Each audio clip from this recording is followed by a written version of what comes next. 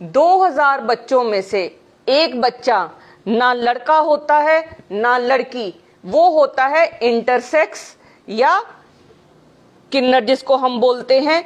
आज मैं आपको ये बताऊंगी क्या कारण है जिनकी वजह से ये इंसिडेंस दिन पर दिन बढ़ता जा रहा है और बच्चा ना लड़का होता है ना लड़की। जो हम पहले ये समझेंगे बच्चा बनता कैसे है। अंडे सभी एक ही प्रकार के होते हैं जिनमें एक्स क्रोमोसोम होता है। आदमी के वीर्य दो प्रकार के होते हैं, एक जिसमें एक्स होता है और एक या वाई होता है। अगर एक्स क्रोमोसोम के साथ एक्स अंडा मिलेगा तो एक्स एक्स बनेगा तो लड़की बनती है। अगर वाई क्रोमोसोम वाला वीर्य अंडे में जाएगा तो एक्स वाई बनेगा तो लड़का बनेगा। तो ये तो एक क्लियर अंडरस्टैंडिंग है अगर ये ऐसा रहेगा।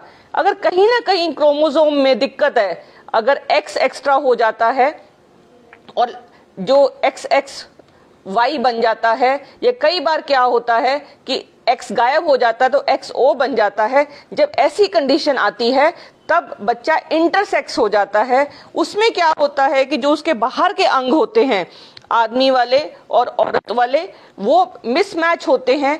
अंदर बाहर से वो दोनों सेक्स के ऑर्गन भी हो सकते हैं और अंदर कई बार अंदर फीमेल ऑर्गन होते हैं और बाहर मेल ऑर्गन आ जाते हैं। इस तरीके से जब ये ऊपर नीचे है इस कंडीशन को इंटरसेक्स बोलते हैं। सबसे कॉमन कारण जो आजकल इंटरसेक्स होने का ये है कि जब बच्चा माँ के पेट में होता है तो पहले 7 हफ्ते तक सेक्स डिसाइड नहीं होता कि वो मेल है कि फीमेल है। लेकिन जैसे जैसे हार्मोन्स बनते हैं, जैसे जैसे क्रोमोसोम काम करते हैं तो वो टेस्टोस्टेरोन बनाते हैं या इस्ट्रोजन बनाते हैं। लेडी के लिए इस्ट्रोजन और मेल के लिए टेस्टोस्टेरोन बनता है। तो उससे फिर बच्चे के अंग बनते हैं, या तो मेल अंग बनेगा या फीमेल अंग बनेगा। और ये अंदर के अंग बनते हैं जैसे यूट्रस और ओवरीज बनते हैं लेडीज में और टेस्टिस बनती हैं आदमियों में। टेस्टिस और ये सारा सिस्टम बनता है। अगर इस दौरान कोई भी केमिकल मदर के बॉडी पे एक्ट करेगा जो इस सिस्टम को डिस्टर्ब करता है, जिसको हम कहते हैं ईडीसी या एंडोक्राइन डिस्टर्प्टिव केमिकल्स, तो वो इससे जो उनके हार्मोन्स हैं जो जिनकी वजह से ये टेस्टिस और यूट्रस ओवरीज बनती हैं, वो उनमें चेंजेस आती हैं। वो चेंजेस उस बच्चे में पैदा होती हैं। कई बार क्या है, बच्चे की अंडेदानी नीचे नहीं आती, जो पेशाब की ओपनिंग है यहाँ होने की बजाय आगे पीछे कहीं पे भी हो जाती है।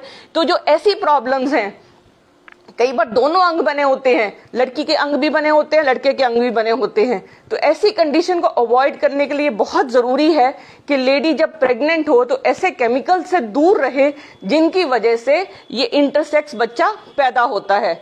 अब सबसे बड़ी कंफ्यूजन जो है, जो आजकल इंटरसेक्स बच्चे को लोग लेस्बियन और गे बच्चों से अडल्ट से कंफ्यूज करते हैं। जो इंटरसेक्स है वो तो जन्म से होता है और केमिकल और क्रोमोसोम की वजह से होता है। लेकिन जिसको हम ट्रांसजेंडर बोलते हैं, उनमें जो बाहर के अंग हैं वो नॉर्मल मेल या फीमेल वाले होंगे, लेकिन जो उनकी सोचने की कैपेसिटी होती है, जो वो सोचते हैं, ठीक है ना। तो अगर एक लड़का है, वो उसके अंदर उसको लगता है कि मेरे अंदर लड़की वाले गुण हैं, तो उसको ट्रांसजेंडर बोलते हैं। ये कई बार लड़की फील करती है कि उसके अंदर लड़के वाले गुण हैं, तो वो फीमेल ट्रांसजेंडर है। तो कई बार वो अपनी सर्जरीज भी कराते हैं। और कहीं अगर लड़का लड़के से प्यार करता है तो उसको गे बोलते हैं, लड़का लड़की लड़की से करती है उसको लेस्बियन बोलते हैं। अगर वो दोनों लड़का या लड़की से अपना दिमागी संबंध रखते हैं या सेक्सुअल संबंध रखते हैं, उनको बाइसेक्सुअल बोलते हैं। पर वो इंटरसेक्स से अलग होते हैं। ये वीडियो में मैं ये बताना चाहती हूँ कि हमारे बहुत सारे केमिकल्स हैं डे टू डे लाइफ में। ह्यूमंस ने, हम इंसानों ने 85,000 केमिकल्स बनाए हैं, लेकिन केवल 1000 ही केमिकल्स हैं जो उनको टेस्ट किया है जो हमारी बॉडी पे असर कर रहे हैं। तो बहुत कॉमन वो केमिकल्स हैं जो हमारी डे टू डे लाइफ में, प्लास्टिक्स में मैक्सिमम वो केमिकल्स हैं जो इस प्रॉब्लम को दिन पर दिन बढ़ाते जाते हैं।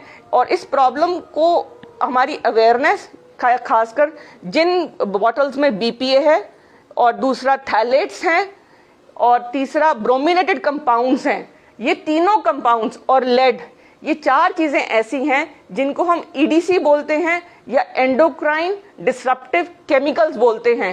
जो भी हमारे खाने पीने की चीजें हैं, टॉयज हैं, हमारे बर्तन हैं या हमारा खान पान है, अगर उनमें ये सब चीज़ें रहेंगी तो अगर हमारा जो ऑर्गेनोजेनेसिस है या जो जिससे हमारा बच्चे के अंग बनते हैं वो डैमेज होंगे, और अगर वो डैमेज होंगे तो जो एंडोक्राइन प्रॉब्लम्स हैं जैसे पीसीओडी हो गई, एम्बिगुअस जेनिटेलिया हो गया, क्लाइनफेल्टर सिंड्रोम हो गया, ये दिन पर दिन बढ़ते जाएंगे। तो ये बहुत ज़रूरी है कि हम इन केमिकल्स, पेस्टिसाइड से बचें और अपने बच्चों को सुरक्षित रखें। ज़्यादा से ज़्यादा ये इन्फॉर्मेशन शेयर करिए एंड